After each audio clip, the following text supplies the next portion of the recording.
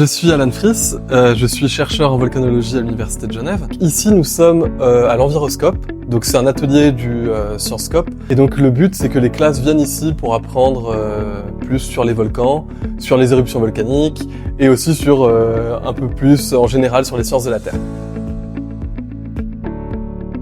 Alors moi, je suis martiniquais. Et donc depuis tout petit, j'ai grandi à quelques kilomètres d'un volcan qu'on appelle la montagne Pelée, qui lui est connu pour avoir fait l'éruption la plus meurtrière du XXe siècle. Étant enfant, j'ai toujours essayé de comprendre pourquoi ça s'était passé, alors qu'il y avait énormément de signes.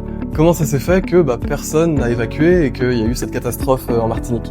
C'est quelque chose qui m'a vraiment passionné quand j'étais petit, et j'ai gardé toujours cette passion pour les volcans, ce qui fait que dès 7 ans, je savais que je voulais faire de la volcanologie.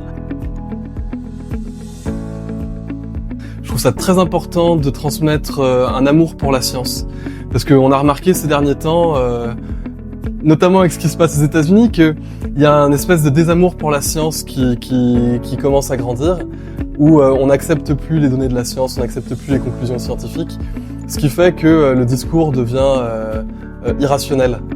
Et donc je trouve important qu'on transmette cet amour pour la science et pour la méthode scientifique, parce que ça permet en fait d'éviter la désinformation notamment.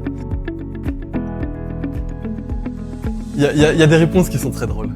C'est que ça nous arrive de demander par exemple quel est l'âge de la Terre.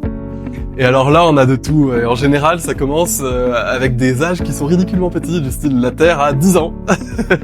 Et on leur demande mais est-ce que tu penses vraiment qu'elle a 10 ans parce que tu as 11 ans, donc est-ce que tu étais là avant la Terre ou des choses comme ça. Donc il y a des réponses qui sont assez drôles, mais ça participe justement à cette réflexion dont je parlais avant, que c'est en se posant ce genre de questions et en ayant des fois des réponses qui peuvent paraître absurdes qu'on arrive à progresser et à se rendre compte que y a certaines réponses qui sont étonnantes en fait et qui viennent pas spontanément. Donc ça passe de 10 ans à après non, 100 ans.